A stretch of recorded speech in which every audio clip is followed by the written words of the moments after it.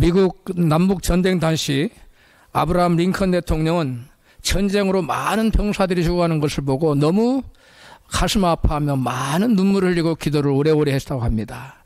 북군은 많은 병사 수도 많고 또 모든 요건이 유리했지만 리 장군이 이끄는 남군에게 계속 패해서 백악관 코앞았지 저들이 밀리게 되었습니다. 그러한 가운데 링컨 대통령과 북군의 지도자들과 참모들이 모여서 이러한 어려운 전제 상황을 얘기하고 있었습니다. 그때 교회 지도자 한 분이 링컨 대통령이 이 같은 위로의 말을 했습니다. 각하, 우리는 하나님이 우리 북군의 편이 되어주셔서 북군이 승리하게 해달라고 날마다 눈물로 간절히 기도하고 있습니다. 그러자 링컨 대통령이 이렇게 대답했습니다. No thank you. 아니요.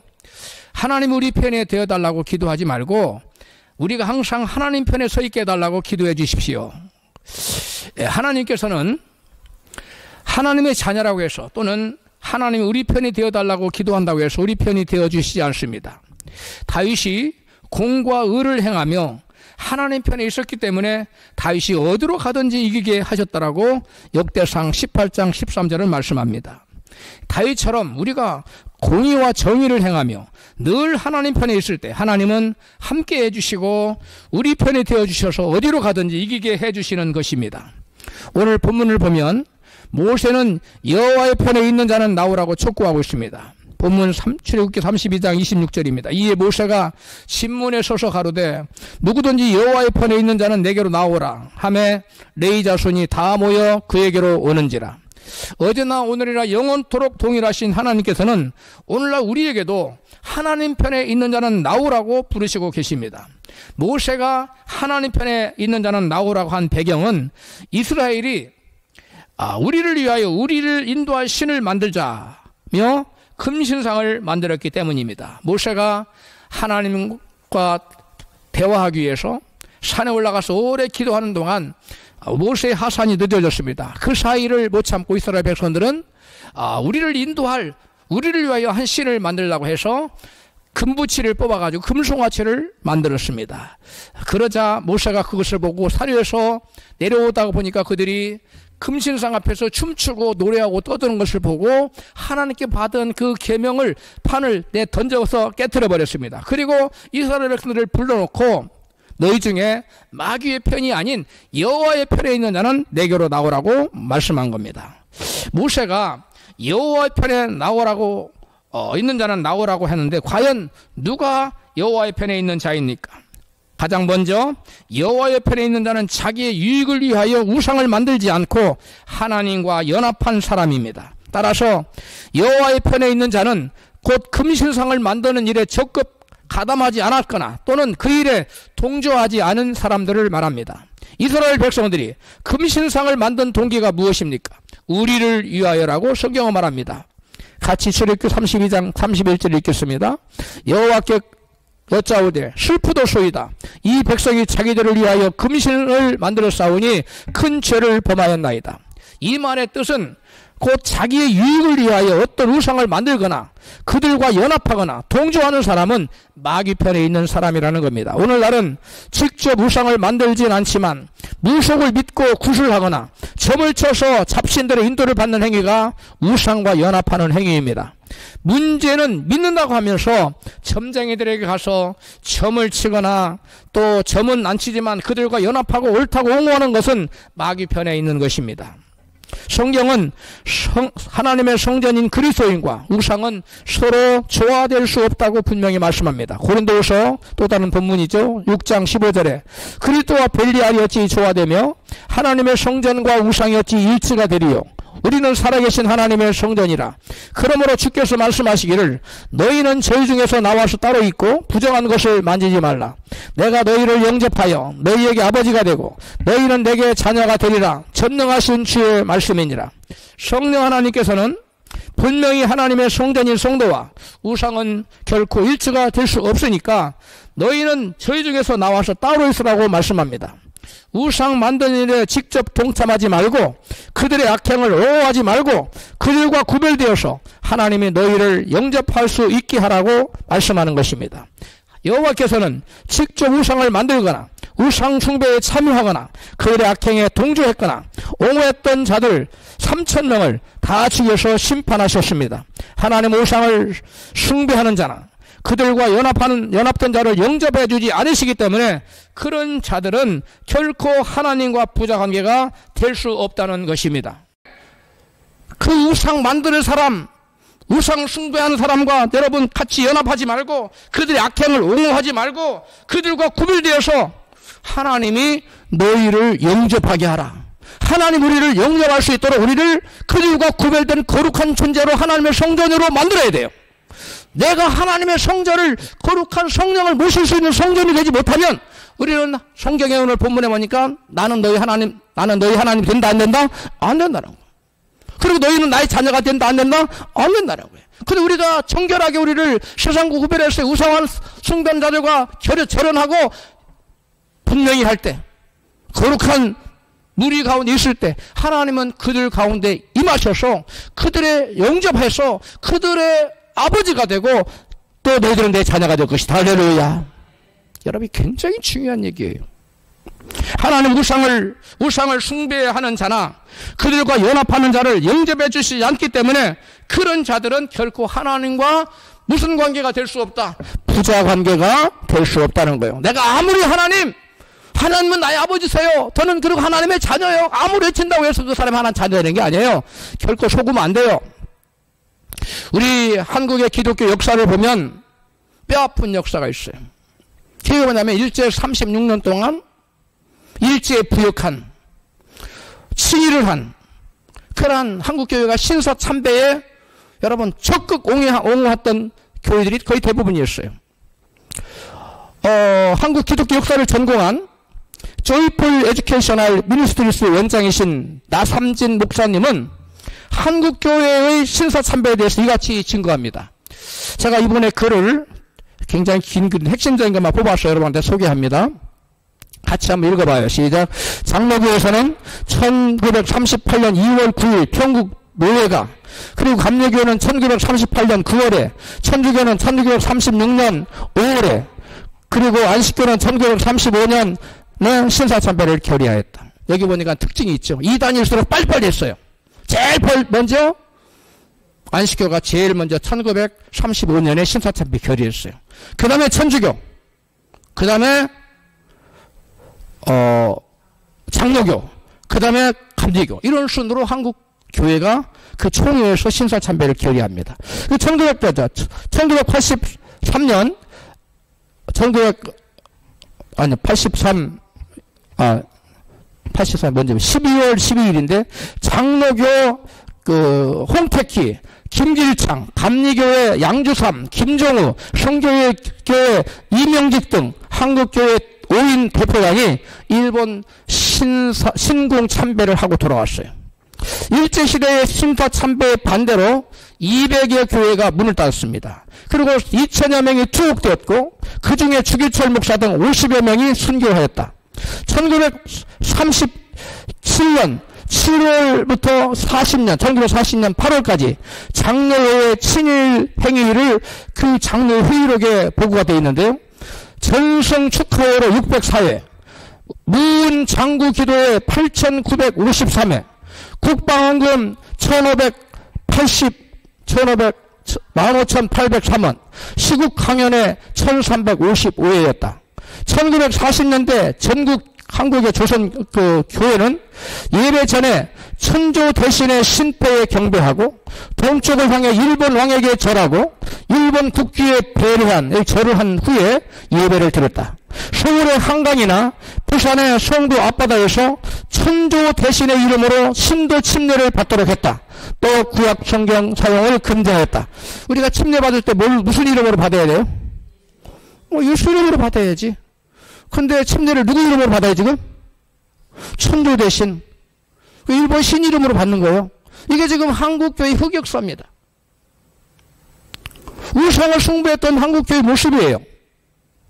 그 다음에 신사참배와 일본 기독교 조선교단 설립에 앞장섰던 김길창, 홍택기, 양주삼, 김정우, 김관식과 같은 기독교계 친일 인사들이 해방과 함께 재빠르게 변신해 교권을 잡았고 해방 후 자숙 없이 한국교회 대표로 등장하였다. 이들이 한국교회 주류가 됩니다. 그에 비해 감옥 갔다가 추록한 추록 성도를 중심으로 한 교회의 새신론자들은 분리주의자로 매도되었고 결국 1951년 장로교 총회에서 축출돼요. 그래서 교계에서 활동을 제대로 할 수 없어요. 여러분이 그 나삼진 목사를 치면 나삼진 목사 친일 이 신사참배를 치면 이 글이 나와요. 신사참배에 앞장서고도 결코 회개하지 않았던 배교한 목사들의 영성을 이어받은 교회에 과연 하나님의 성령이 계신 참된 그리스도의 교회일까요? 저는 그렇지 않다고 봅니다. 우상 숭배 영이 흐르는 교회는 성령의 생명력과 예수 십자가 정신이 없는 기독교 종교인들을 양산하는 유사 기독교에 지나지 않아요. 유사 기독교 안에는 종교의 영이 역사하여 자기를 위하여 신앙생활하는 종교인들을 양산해내요. 그래서 자기를 위하여 돈 우상, 성공 우상, 쾌락 우상, 그 같은 각종 우상을 추구하게 만들어요. 그래서 가짜 신도를, 죽정의 성도들을, 신도들을 만들어내는 거예요.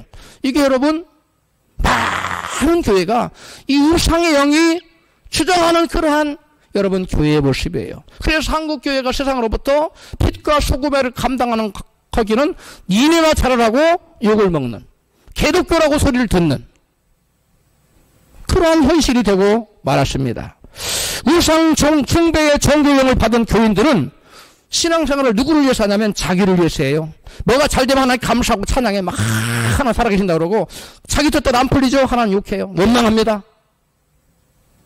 이게 여러분 신앙의 근본이 우상의 영이 흘렀던 신사참배의 그 대부분의 그 사람들의 그 영을 받았기 때문에 자기중심적인 생활을 하는 거예요. 회개할 줄 모르는 거예요. 그리고 그들은 우상 숭배하는 것을 옹호해요. 그걸 잘했다고 박수쳐요. 그들과 연합해요. 이게 지금 한국교회의 모습이에요. 그런 사람들은 힘과 권력 또는 돈을 자기의 신으로 섬깁니다. 그들은 하나님이 아닌 힘이 있어야 뭔가를 할 수 있다고 생각해요. 그런데 하박국 1장 11절은 그들을 꾸짖어요. 같이 시작. 그들은 그 힘으로 자기 신을 삼는 자라. 이에 바람같이 급히 몰아 지나치게 행하여 득죄하리라. 여러분, 여러분의 힘을 여러분의 신으로 삼으면 안 됩니다. 많은 사람들이 많은 돈을 자기 신으로 삼아요. 대단한 권력을 신으로 삼아요. 그래서 권력자를 줄을 대려고 그래요. 여러분, 이게 하나님께서 기뻐하지 않는 거예요. 자기 힘으로 자기 신을 삼는, 이게 바로 우상숭배자예요. 힘으로 자기 신을 삼는 자들은 100만, 200만이 모여서 힘을 보여줘야 자기들의 뜻을 관철시킬 수 있다고 주장해요. 여보, 이게 우상이에요. 우리 하나님은 절단코 그렇게 말씀하시지 않으세요. 사무엘상 14장 6절 시작. 여호와의 구원은 사람의 많고 적음에 달리지 아니하였느니라. 어디 성경에 100만, 200만이 모여야 하나님의 뜻이 관철된다고 얘기해요. 그런 거 없어요. 우리 하나님은 여러분, 적은 무리여 두려워 말라, 내가 너희와 함께하느니라. 할렐루야. 사사기 7장 2절에 말씀합니다. 시작. 여호와께서 기드온에게 이르시되 너를 쫓은 백성이 너무 많은즉 내가 그들의 손에 미디안 사람을 붙이지 아니하리니 이는 이스라엘이 나를 거스려 장애하기를 내 손이 나를 구원하였다 할까 함이니라. 하나님은 쪽수가 많으면 뭐가 된다고 생각하는 그 자체를 싫어하세요. 누구를 기뻐하시느냐? 네가 비록 약해? 약한 대로 나를 바라보고 나를 의지하라. 할렐루야. 이게 신앙이에요. 이게 하나님 말씀이에요. 이게 성령께서 교회에 주시는 말씀이에요. 왜 자꾸 수를 얘기해요? 자꾸 힘을 과시하려고 들어요. 이게 바로 우상을, 자기 힘을 자기 신으로 삼는 우상의 세력들이 하는 주장이에요. 여러분, 거기에 현혹되지 마십시오. 뭔가 있어 보입니다. 그럴싸해 보여요.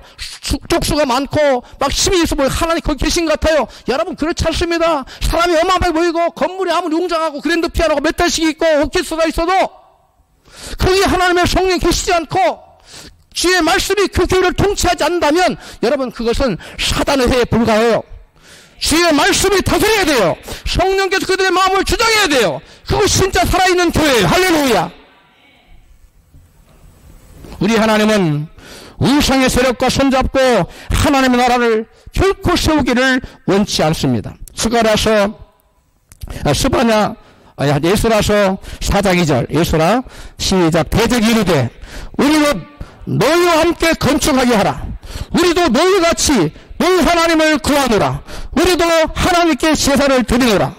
이스라엘 족장들이 이르되 우리 하나님의 절을 건축하는데 너희는 우리와 상관이 없느니라. 우리가 홀로 건축하리라 하였더니 그들이 이스라엘을 막 회방해요. 성전 못 지켜. 자, 이스라엘이 이제 본국에 포로로 갔다가 귀환했어요. 그래서 하나님의 명을 따라서 성전 건축을 합니다. 그런데 그 땅의 사람들이 그 소식을 듣고 와서 그 땅에 살던 이방인들이 자기들도 하나님을 섬긴다면서 함께 성전을 짓다고 제안합니다. 인간적으로 생각하면 이야 이거 힘을 합치면 얼마나 좋겠어요. 물질적으로도 뭐 여러 가지로 좋겠지 않습니까? 그들도 연합하여 힘을 보태고 같이 성전을 지으면 얼마나 수월하고 좋아요. 그러나 그것은 어디까지나 인간적인 생각일 뿐이에요. 여러분 아무거나 손잡아서 힘이 많아서 하나님의 뜻을 이루려고 생각하지 마세요. 하나님은 그들과 함께 하잖아요. 여러분 그래서 이스라엘 족장들은 어떻게 했어요? 단호히 거부합니다. 너희는 우리와 상관이 없느니라. 우리가 우리 하나님의 여호와의 성전을 짓는데 너희는 우리와 상관이 없느니라. 우리는 홀로 성전을 건축하리라. 할렐루야. 우리끼리 하나님 백성 거룩한 백성들이 하나님을 성령을 모신 하나님의 전인 우리끼리 성전을 지을 거다. 할렐루야. 왜 그들은 그랬을까요? 고린도서 6장 15절 오늘 본문이죠. 같이 읽습니다. 그리스도와 분리하려 어찌 조화되며 하나님의 성전과 우상이 어찌 일치가 되리요. 우리는 살아계신 하나님의 성전이라. 17절 그러므로 주께서 말씀하시기를 너희는 저희 중에서 나와서 따로 있고 부정한 것을 만지지 말라. 할렐루야. 그들과 연합하지 말라는 거예요. 그들이 아무리 그럴싸한 제안을 하더라도 그 우상의 세력과 손잡으면 안 된다는 거예요. 이미 거기에 하나님이 계시지 않아요. 여러분 수가 많다고 아무리 많아도 하나님이 안 계시면 뭔가 이룰 수 있습니까? 아무리 수가 적어도 그 가운데 성령 하나님 계시고 말씀 하나님이 계시면 역사가 나타난 줄로 믿습니다. 이게 믿음이에요. 여러분 우상을 섬기는 자와 그들과 연합해서 하나님 나라를 세우고자 하는 자는 하나님께 결단코 그들을 당신의 자녀로 영접하지 않으신다는 거예요. 우상을 섬기는 데서와 우상의 세력들을 연합하고 옹호하는 데서 나와서 따로 있지 않으면 사망의 길로 여러분 걸어가는 거예요. 여러분 그걸 잘 아셔야 돼요. 오늘날 한국 교회에 우상 숭배 세력이 줄을 이루고 있어요. 아까 얘기했지만 신사참배의 그 우상의 영을 받은 사람들이 한국 교회에 지도자로 대거 등장했고 정말 순수하게 신사참배를 거부하고 옥중에 갔다 나온 사람들은 이단자라고 분열자라고 그 새신년도 다 축출해버렸어요. 그래서 그들은 쇠가 없어요. 소리도 약해요. 그런데 우상의 영을 받은 그들은 여러분 목소리가 엄청 큽니다. 엄청나게 쇠를 구축하고 있습니다. 그러면서 그들은 목소리도 크면서 뭐라고 그러냐. 자기들의 생각에 동조하지 않으면 사단의 종이라고 거침없이 정죄하고 마귀 자식이라고 정죄합니다. 사람들은 그들이 힘이 있고 뭔가 있어 보이니까 미혹을 당하고 그 새빨간 거짓말에 속아서 그들을 따라갑니다. 그러나 여러분 성령이 계시지 않는 곳에 따라가면 그 끝은 멸망이라는 사실을 여러분 꼭 기억하시기를 축복합니다. 여러분 성경의 역사를 보세요. 성경의 역사를 에레미야 때에 에레미야를 비롯해서 불과 소수의 사람만 하나님의 참된 메시지를 증거했어요. 진리를 증거하자 그들은 에레미야를 벌었어요. 거짓종, 사단의 종, 이단자, 살려줘서는 안 될 사람. 자 그렇게 정죄했어요. 그런데 성전에 가서 온갖 우상을 숭배하고 온갖 악행을 저지르고 살인하고 온갖 죄를 범해서 여호와 성전에 나가서 하나님 우리가 구원 얻었나이다 하는 그 대부분의 사람들, 그리고 그들을 조장했던 모든 거짓 선지자들, 그 대부분이었어요. 그리고 참된 메시지를 증거하는 사람은 극소수였어요. 오늘날도 마찬가지입니다. 예수님 당시에도 교권을 잡았던 제사장들, 이런 사람들 예수님 죽였어요. 교권주의자들이. 여러분, 수가 많다고, 목소리가 크다고, 그게 진리가 아니에요. 목소리가 비록 적고 수가 적어도 그곳에 성령이 계시고 주의 말씀이 있으면 하나님이 그와 함께하는 줄로 믿습니다. 할렐루야. 두 번째로, 하나님 편에 있는 자는 불의의 편에 서지 않고 의로운 편에 서 있는 자예요. 본문에 보니까 여호와의 편에 있는 자는, 있는 레위 자손들은 불이익을 감수하면서까지 하나님의 의를 도모합니다. 자, 모세가 나와라 했어요. 가서 우상을 만든 자, 우상을 숭배한 자, 그리고 거기에 동조한 자들 다 쳐서 죽여라. 그런데 거기에는 자기 친척도 있고 자기 형제도 있어요. 그런데 하나님 말씀이 하나님 의를 이루기 위해서, 하나님 뜻을 이루기 위해서 거기에 순종해요. 자기를 부인하면서 순종하는 거예요. 같이 본문 읽어봐요. 32장 27절입니다. 시작. 여호와께서 너희는 각각 허리에 칼을 차고 각 사람이 그 형제를, 각 사람이 그 친구를, 각 사람이 그 이웃을 도륙하라 쳐 죽이라는 거예요. 하셨느니라. 28절. 너희 자손이 모세의 말대로 행하매 이날의 백성 중에 3,000명가량 죽인 바 된지라. 29절. 모세가 이르되 각 사람이 그 형제를 쳐서 여호와께 헌신하였더니 그가 너희에게 복을 내리시리라. 뭘 내리시겠다고? 복을 내린다는 거예요. 여러분, 레위 자손들은 하나님의 의를 이루기 위해서 자기를 부인하고 자기들의 유불리를 따지지 않았어요. 그냥 말씀을 이루겠다는 하나님의 의를 위해서 피부치건 혈육이건 친구들까지 다 하나님 말씀에 순종해서 다들 쳐주겠어요. 그리고 하나님께로부터 너희들은 헌신자다라는 칭호를 받고 복을 받았어요. 원래 레위 자손은 복을 받은 사람들입니까? 아니에요. 레위 자손의 그 형은 시므온인데, 그 레위와 시므온 그 족속은 분노로 그 디나 사건 때 사람들을 막 한 족속을 쳐 죽이잖아요. 그래서 하나님께 저주를 받았어요. 창세기 49장 6절로 7절에 나와요. 근데 레위 족속은 그때 저주받은 족속이었는데, 오늘 이 본문에 나타난 것처럼 여호와의 편에 선자는 나와라 해서 하나님께 자기의 유불리를 떠나서 하나님 말씀에 헌신하고 순종했더니 하나님께로, 여호와께로부터 복을 받아서 재판장 자리에 올라와요. 그리고 제사장 자리에 올라와요. 이스라엘 12지파 중에 가장 큰 복을 받는 자리에 완전히 바뀌어버립니다. 여러분, 지금까지 어떻게 살았던 하나님 묻지 않아요. 지금 온전히 회개하고 이제부터 나의 유불리를 떠나서 오로지 하나님의 의를 위해서 하나님 편에 서시기를 주님의 이름으로 축복합니다. 모세는 레위 지파가 혈육을 부인하면서까지 주의 말씀을 준행하고 주의 언약을 지킴을 인해서 이같이 크게 축복했어요. 신명기 33장 8절에요. 같이 읽습니다. 시작. 모세가 레위에 대하여 축복하기를 여호와여 주의 우림과 둠빔이 여호와께 사랑하시는 레위에게 있게 하소서. 우림과 둠빔은 제사장들이 쓰는 거예요. 쉬운 한글 성경으로 읽어드렸어요. 10절 시작. 레위는 주의 법도를 야곱에게 가르치고 주의 율법을 이스라엘에게 가르치며 주 앞에 분향하고 온전한 번제를 주의 단위에 드리리로다. 11절. 여호와여 그들의 재산을 풍족하게 하시며 그를 대적하여 일어난 자와 미워하는 자의 허리를 꺾으사 다시 일어나지 못하게 하옵소서. 여러분, 이 말씀을 보면 여호와께, 여호와의 편에서 여호와께 헌신한 이 레위 자손 하나님 얼마나 축복해요. 놀랍도록 축복하지 않습니까? 왜 그렇게 놀랍도록 축복했어요? 그들은 자기를 부인했어요. 여러분, 신앙생활 하는데 나의 유익을 먼저 생각하면 신앙생활 온전히 할 수 있을까요? 아니에요. 그래서 예수님 말씀에 너희는 먼저 나를 쫓으려거든 자기를 뭐하고? 부인하고. 자기를 부인하지 않으면 안 돼요. 근데 사람들은 대부분 자기의 유익을 먼저 생각해요. 이게 내게 유리한가 불리한가. 유리하면 쫓아가고 불리하면 거절하고. 이건 신앙인의 모습이 아닙니다. 여러분, 오늘 그들은 하나님의 의를 위해 헌신했어요. 불이익을 감수하면 갔어. 그리고 하나님 말씀을 순종했어요. 그래서 이와 같이 놀라운 복을 부어주신 거예요. 그들은, 레위 자손들은 예수의 말씀 마태복음 6장 33절 시작. 너희는 먼저 그 나라와 그의 의를 구하라. 그러면 이 모든 것이 너희에게 더하시리라.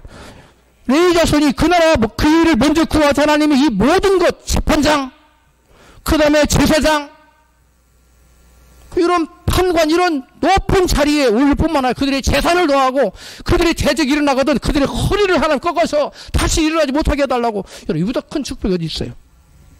여러분, 우리가 신앙생활할 때 나에게 유리한가 유리하지 않은가가 중요한 게 아니라 이게 하나님 말씀에 합당한가 아닌가가 더 중요한 줄로 믿습니다. 그래 하나님 의를, 그의 말씀을 먼저 추구하고 살아갈 때 레위 자손이 받은 그런 놀라운 축복이 오늘날 저와 여러분에게도 부어질 줄로 믿습니다.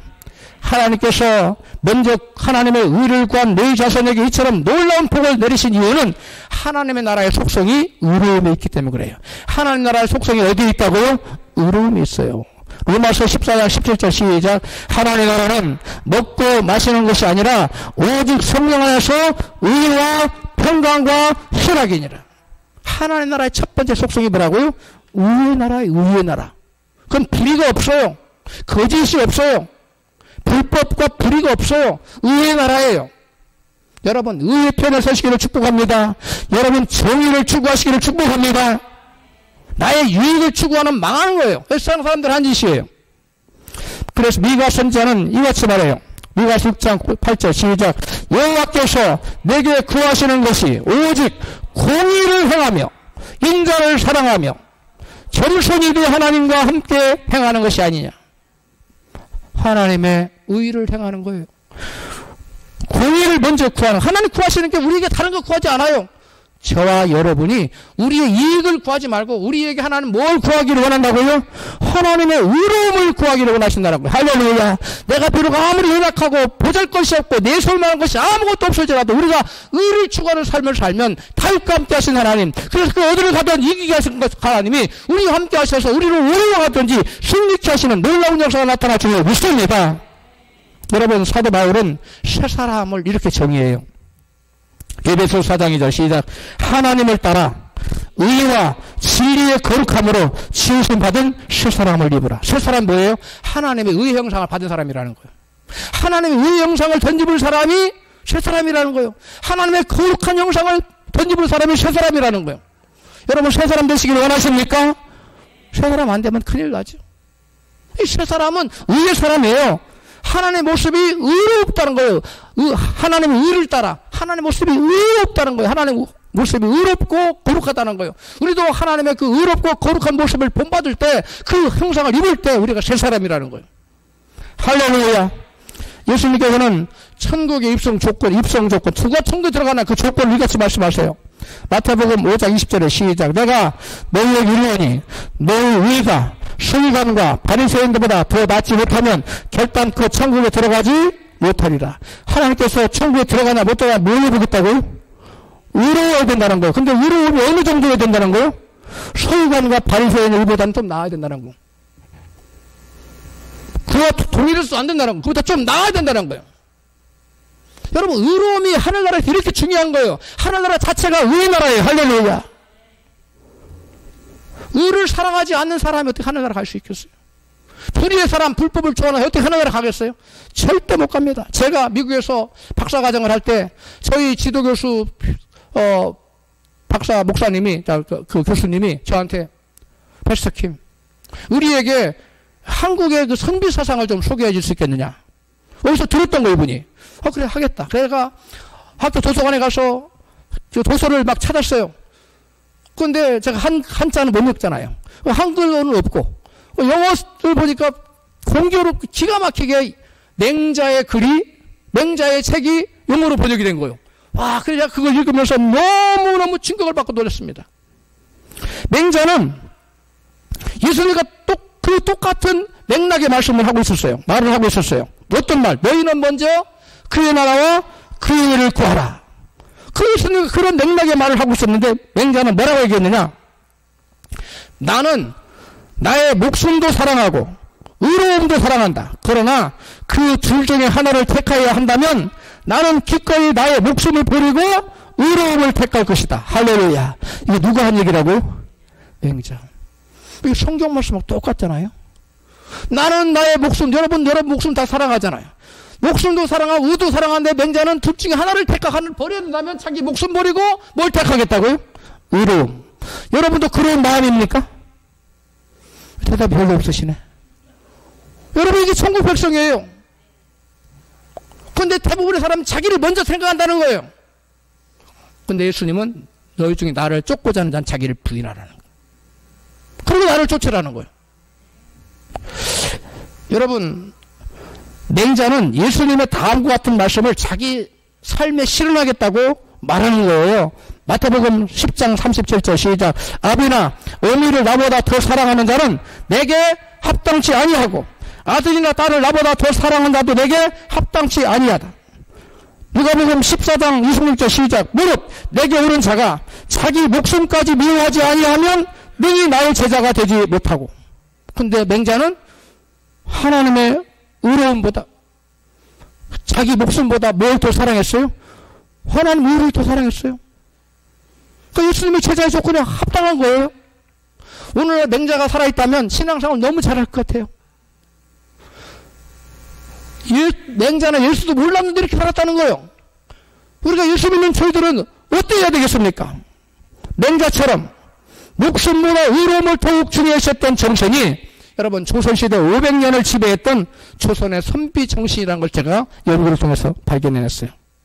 조선의 선비들은 의를 위하여 정의를 위하여 기꺼이 생명을 버렸는데 대표적으로 수양대군의 불의하다가 세조 맞죠? 단종의 이유를 찬탈한 사람 세조 맞죠? 그의 불의에 불복하다가 죽어간 사육신들이 대표적이에요. 사육신 말고도 역정무리에 저 A라는 사람이 가담했다고 네가 풀어. 거짓말로. 그러면 내가 너를 살려주고 너희 가족도 해하지 않을게. 그래 너 좋은 자리 쉴게. 근데 우리 조선의 선비들은 너 없는 일을 거짓을 내가 결코 내 생명을 위해서 하는 자. 주리를 틀고 여러분 고문 중에 죽어갔으면 죽어갔지 거기에 불의에 야합하지 않았어요. 이게 바로 조선 500년을 지탱했던 선비 정신이에요. 미국의 한국학 역사학자가 말했어요. 그 세계적으로 유리를 찾아보기 힘든 한국의 사상이 뭐냐면 의로운 사상이라는 거예요. 할렐루야. 여러분 이게 바로 뭐냐면 예수님 말씀하신 서기관과 바리새인들의 의예요. 예수님 몰랐어요. 예수 하나님 몰랐어요. 서기관 바리새인들. 조선시대 선배들 예수님이 누군지 몰랐어요. 그러나 의로웠어요. 그런데 우리 예수 믿는 사람이 최소한 이보다 뭐 해야 된다고요? 더 의로워야 된다는 거예요. 이보다 0.1%라도 더 의롭게 되시기를 저를 축복합니다. 왜 그렇게 안 되면 큰일 나는 거예요. 여러분 요즘 자칭 애국자들이 한국에 너무나 많아요. 애국이라는 명분 때문에 의로움도 버리고 불의와 불법을 용납하고 불의와 연대해도 여러분 되는 겁니까? 여러분 절대 그렇지 않아요. 여러분 예수님 당시 예수를 죽인 사람들이 누군지 아세요? 애국자들이죠. 자칭 애국자들이에요. 요한복음 11장 49절 보세요. 시작. 대제사장인 가야바가 한 사람이 백성을 위하여 죽어서 온 민족이 망하지 않게 되는 것이 너희에게 유익한 줄을 생각지 아니한. 저희들이 먼저 생각하는 거 하나님 나라입니까? 자기들 유익입니까? 자기들 유익이요. 그래서 한 사람을 죽여서 민족이 망하지 않게 한 사람은 누구를 가르치는 겁니까? 예수님, 무죄하신 예수님을 죽여서 우리의 유익을 도모하자. 이것이 예수님을 죽인 그 당시에 여러분 유대의 메조리티 여러분 거짓 선자들이에요. 거짓된 자들이에요. 그들은 애국이라는 미명하에 무죄한 예수를 죽이는 불법을 자행했던 사람들인데 이스라엘은 그래서 AD 70년에 로마의 티투스 장군에 의해서 여러분 예루살렘 성이 함락되고 다 깡그리 죽어요. 그때 10만 명 얼마가 죽어요. 그리고 9만 얼마가 잡혀가요. 포로로. 그런데 전부 다가 노예예요. 개만 또 못한 삶을 살게 돼요. 무죄한 자기들의 유익을 위해서 무죄한 피를 흘린 사람, 불의에 통제했던 사람 하나님이 싹 정리합니다. 여러분 그 하나님은 지금도 살아계셔. 수상 같은 눈으로 지금 펄펄 보세요. 누가 불의의 편에 서고 있는가? 누가 의로운 편에 서 있는가? 여러분 불의의 편에 서지 마십시오. 불의를 불의라고 말하세요. 잘못된 것을 잘못됐다고 말하세요. 잘못된 것을 옳다고 말하면 저주받은 자예요. 세 번째, 하나님 편에 있는 자는 거짓의 편이 아닌 진리의 편에 서 있는 자입니다. 하나님 편에 서 있다는 말은 마귀의 편에 있지 않다는 거예요. 여러분, 마귀의 편에 있어요? 하나님 편에 있어요? 단호하게 난 하나님 편에 서 있다고 말해야 돼요. 마귀의 첫 번째 특성이 뭡니까?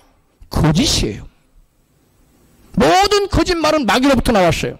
요한복음 8장 44절입니다. 시작. 너희는 너희 아비 마귀에게서 났으니 너희 아비 욕심을 너희도 행하고자 하느니라. 저는 처음부터 살인한 자요 진리가 그 속에 없으므로 진리에 서지 못하고 거짓을 말할 때마다 제 것으로 말하나니 이는 저가 거짓말쟁이요 거짓의 아비가 되었음이니라. 모든 거짓말은 마귀로부터 나왔어요. 그래서 거짓성이 들어간 사람은 본질적으로 거짓을 좋아하게 돼 있어요. 거짓말을 좋아해요. 진실된 말에는 별로 신뢰가 안 가고 그건 흥미가 없어요. 거짓된 말에는 자기도 모르게 끌려요. 그리고 그것을 좋아하고 그것을 사실이라고 믿게 되는 거예요. 따라서 하나님 편에 있다는 것은 곧 거짓의 편에 있지 않고 진리의 편에 있다는 것이에요. 데살로니가 후서 2장 9절에 아주 놀라운 말을 하고 있어요. 같이 읽어요. 시작. 악한 자 임하면, 악한 자가 누굽니까? 마귀죠. 마귀가 임한 것은 거짓 기적과 불의의 모든 속임으로 거짓말하는 거예요.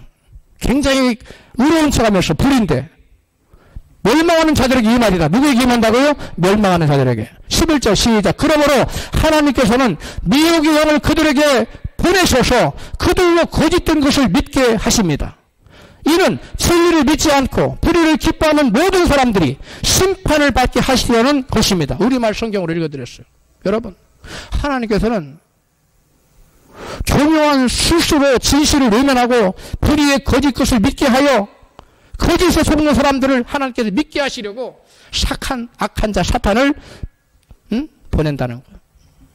하나님의 진실로 진실을 끝내 외면하고 교묘한 마귀의 불의와 거짓을 기뻐하는 자들에게 미혹의 영을 보내셔서 믿게 하여 심판하려 하신다는 거예요. 그러므로 여러분, 거짓을 멀리하시기 바랍니다.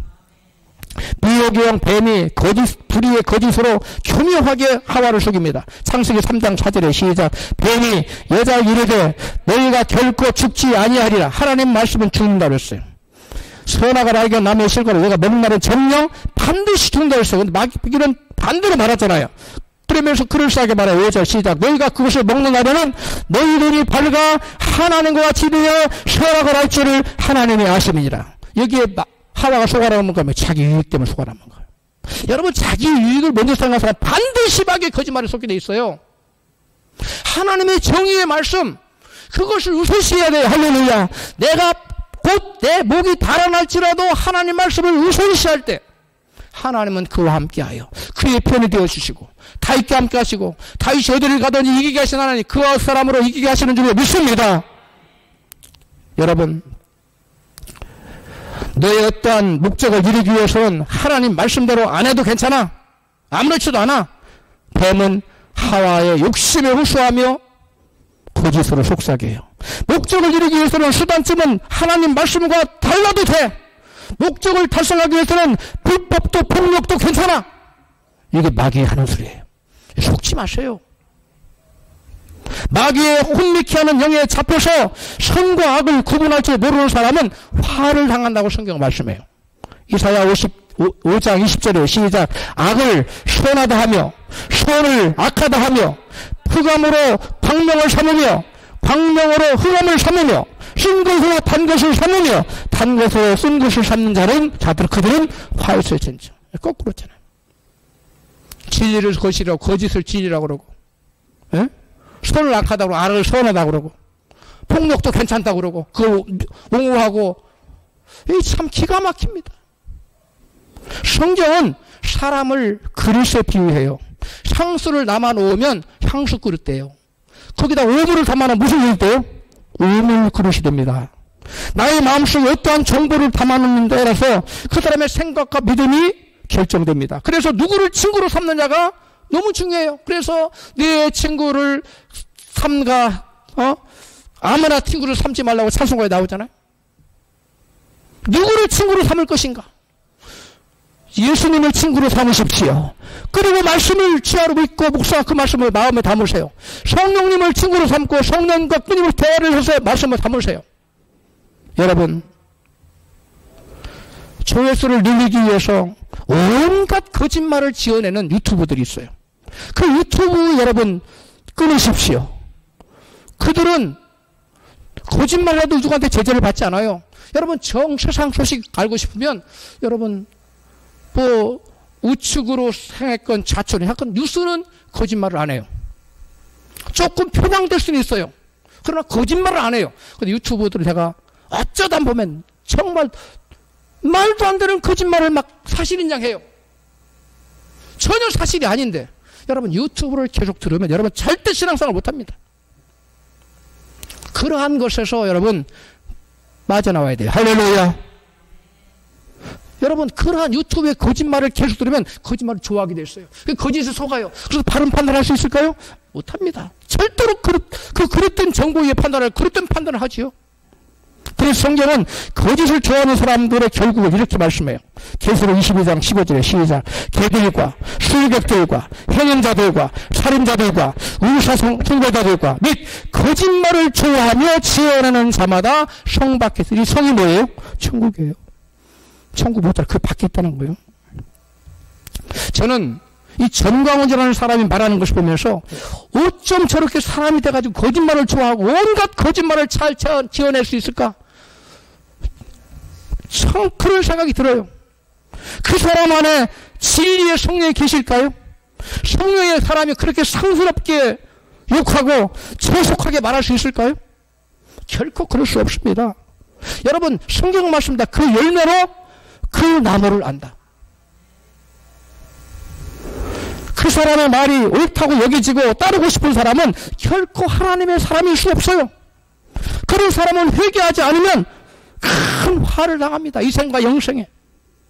참과 거짓이 구분이 잘 안 되는 분은 그 전시와 반대로 생각하면 올바른 판단을 할 수 있어요. 그저 따라가면 여러분 100% 잘못된 곳으로 갑니다. 세상에는 하나님 편에 서 있는 사람 아니면 마귀 편에 서 있는 사람 오직 두 부의 사람만이 존재해요. 하나님의 편에 서 있는 사람은 우상을 섬기지 않고 하나님과 연합합니다. 두 번째, 하나님의 편에 서 있는 사람은 불이익을 감수하고서라도 하나님의 의를 추구합니다. 세 번째, 하나님의 편에 서 있는 사람은 거짓말을 좋아하거나 지어내지 않아요. 그리고 그 거짓을 옹호하지 않아요. 우리 중에 한 사람도 마귀의 편에 서지 말고 여호와의 편에 서서 내 자손처럼 하나님께 헌신하여 하나님의 의를 이루고 큰 복을 누리시기를 주 이름으로 축원합니다.